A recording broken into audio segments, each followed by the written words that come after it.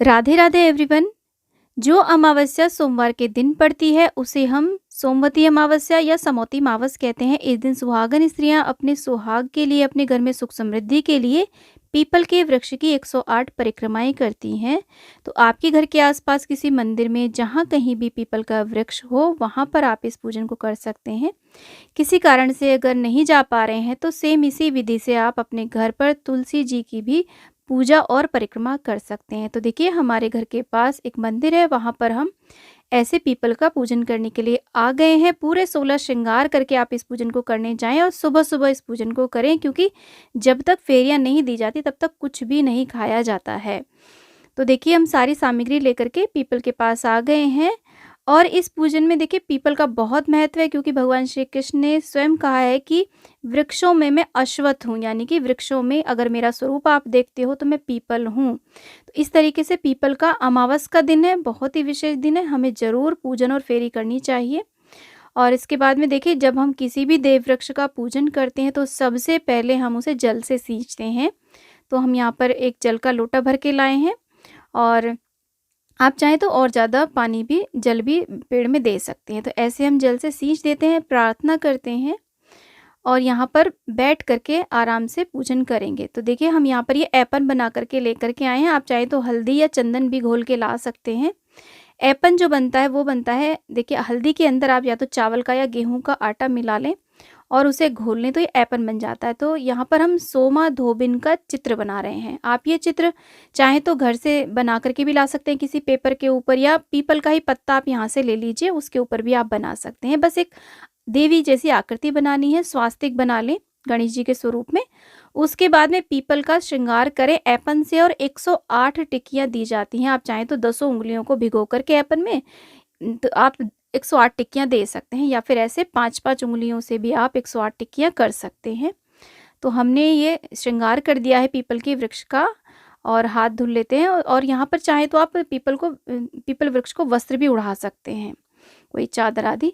और इसके बाद में हम दिया तैयार करें। देखिए, दिया आप देसी घी का या तिल के तेल का तैयार कर सकते हैं। बस ध्यान ये रखना है कि हमें आज के दिन रुई की बाती प्रयोग में नहीं लेनी, आप कलावे की बाती ले सकते हैं, क्योंकि समौती मावस में मूल और तूल को स्पर्श नहीं किया जाता। तो यहाँ पर हमने देखिए फूलों का आसन दे करके एक दिया ऐसे जला लेंगे। लंबी बाती का हमें ये दिया बनाना होता है। मूल का अर्थ होता है मूली और तूल का अर्थ होता है कॉटन, यानी कि डायरेक्ट कॉटन से हमें बाती नहीं बनानी है, हम कलावे से, मौली से बाती बना सकते हैं। धूप दीप ऐसे दिखा देंगे।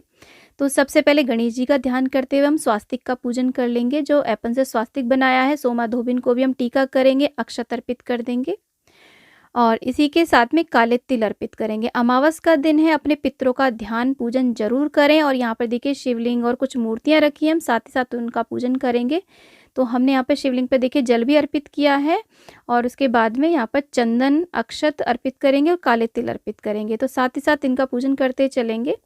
ये मूर्तियाँ यहाँ पर रखी हैं, इसलिए हम इनका पूजन कर रहे हैं। वैसे अमावस के दिन भगवान भोलेनाथ का हमें पूजन जरूर करना चाहिए, इससे हमारे पितरों को बहुत ज़्यादा शांति मिलती है, क्योंकि भगवान भोलेनाथ के चरणों में ही हमारे पितरों को मुक्ति प्राप्त होती है। तो देखिए, हमने शिवलिंग पर भी वस्त्र रूपी कलावा अर्पित कर दिया है।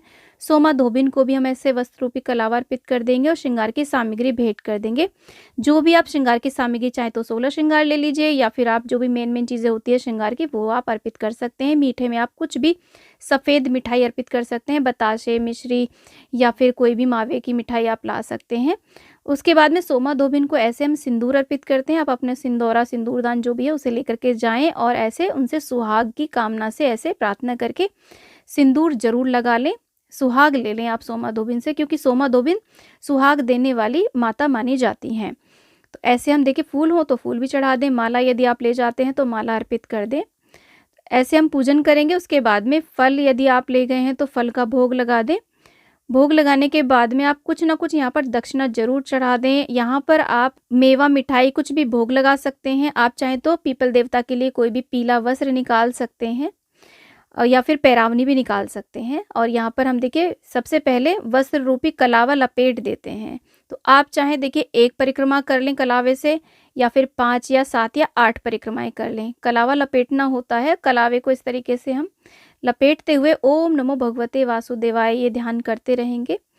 और ये कलावा लपेटने के बाद में बैठ कर के हम हाथ में फूल या अक्षत ले करके सोमदोभिन की कथा सुनते हैं। कथा सुनते समय एक जल का लोटा भर के रखें। कथा होने के बाद में फूल को हम ऐसे पीपल के पास में छोड़ देंगे और इसके बाद में दी जाती हैं फेरियाँ। देखिए फेरियाँ आप किसी ड्राई फ्रूट से दे सकते हैं, कोई भी खाने पीने की वस्तु हो सकती है, या फिर श्रृंगार की सामग्री ले सकते हैं, पूजा सामग्री भी ले सकते हैं। 108 गिन करके ली जाती हैं। खाली प्लेट यहाँ पर रखते हैं और जिसमें हमने 108 चीज़ें ली हैं उसे हाथ में ले करके हम ऐसे एक-एक छोड़ते जाते हैं। एक-एक फेरी हम करते जाते हैं और एक-एक फेरी में हम ऐसे छोड़ते जाते हैं, तो अंत में हमारे हाथ में जो बाउल होता है वो खाली हो जाता है और जो प्लेट हमने रखी है या बर्तन रखा है वो भर जाता है। तो इसका अर्थ होता है हमारी 108 परिक्रमाएँ पूरी हो गई हैं।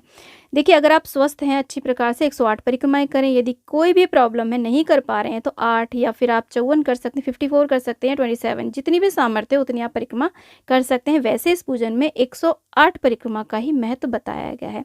परिक्रमा करने के बाद में हम प्रार्थना करते हैं, क्षमा याचना करेंगे और अंत में आरती कर लेंगे। ऐसे बहुत ही सिंपल साधारण तरीके से सोमवती अमावस का पूजन किया जाता है। देखिए जब तक पूजन नहीं किया जाता, परिक्रमा नहीं की जाती, तब तक कुछ भी ग्रहण नहीं किया जाता है। इसके बाद ही जल पिया जाता है। तो इसलिए आप ये पूजन सूर्य उदय होने के बाद में जल्दी से जल्दी कर लेंगे तो ज़्यादा अच्छा होगा। और बाकी आपके जैसा समय हो, सुविधा हो, वैसा आप कर लें। आप जल का एक बॉटल भर के लेकर के जाएँ। पूजा करने के बाद में आप यहीं पर बैठ कर के आराम से जल पिएँ। और देखिए जब हम पूजा कर लेंगे उसके बाद में जो आपने यहाँ पर फेरियाँ देने के लिए सामग्री ली है 108, उसे घर में यूज़ नहीं किया जाएगा, ना कोई खाएगा, ना उसे घर में वितरित किया जाएगा। इसे बाहर ही वितरित किया जाता है, बाहर ही दान दिया जाता है। तो आप चाहें तो पीपल के पेड़ के आसपास ही या मंदिर में भी कोई आपको मिल जाते हैं, आप उस सामग्री को उन्हीं में वितरित कर दें। घर ये सामग्री नहीं लेकर के आनी है। तो देखिए कुल मिलाकर के बात यह है कि फेरी का कोई भी सामान, चाहे वो श्रृंगार की सामग्री हो, ड्राई फ्रूट्स हो या खाने पीने की वस्तुएं हो या पूजा सामग्री हो, उसे घर में प्रयोग में नहीं लेना है। बाकी अलग से जो आप भोग लगाएंगे फलों का या मिठाई का, उसमें से आप थोड़ा बहुत भोग खुद ले सकते हैं, बाकी को बांट दें। श्रृंगार की सामग्री फेरी वाली है तो आपको नहीं लेनी है, लेकिन यदि आपने सोमाधोबिन को चढ़ाई है, इसमें से आप थोड़ी सामग्री स्वयं भी ले सकते हैं, थोड़ी बांट भी सकते हैं, घर की सुहागिन महिलाओं में भी बांट सकते हैं। जो भी वस्त्र आदि आपने चढ़ाए, दक्षिणा चढ़ाई, उसे आप यहीं पर छोड़ के आ जाएं। अगर वो मंदिर है तो पंडित जी स्वयं से ले लेंगे। नहीं है मंदिर, कहीं आप ऐसी जगह पे पूजन कर रहे हैं, तो आप उस सामग्री को या किसी भी ज़रूरतमंद को या पंडित जी को आप दान कर दें। तो ऐसे सोमवती अमावस्या का पूजन और फेरियां की जाती हैं। तो आई होप सारी विधि आपको समझ में आ गई होगी। इसके अलावा भी यदि आपके कोई डाउट्स रह जाते हैं तो मुझे कमेंट बॉक्स में आप पूछ सकते हैं। मैं पूरी कोशिश करूँगी आपके प्रश्नों के उत्तर देने की। तो फ्रेंड्स आज का ये वीडियो आपको कैसा लगा मुझे कॉमेंट बॉक्स में ज़रूर बताना। और अगर आज का ये वीडियो आपको थोड़ा सा भी पसंद आया, थोड़ा सा भी यूज़फुल लगा, तो प्लीज़ वीडियो को लाइक करना और इसे अपने फैमिली और फ्रेंड सर्कल में शेयर ज़रूर कर देना। चैनल पे नए आए तो आप हमारे चैनल को ज़रूर सब्सक्राइब कर लेना। इसी प्रकार से जानने के लिए कि हम हिंदू महिलाएं किस प्रकार से घर में तीज त्यौहार करती हैं, कैसे अपने व्रत पूजन करती हैं। तो प्लीज़ कमेंट बॉक्स में राधे राधे जरूर लिखना। फ्रेंड्स आप सभी को सोमवती अमावस्या की बहुत शुभकामनाएं। सोमवती मैया आप सभी का अखंड सौभाग्य रखें। राधे राधे।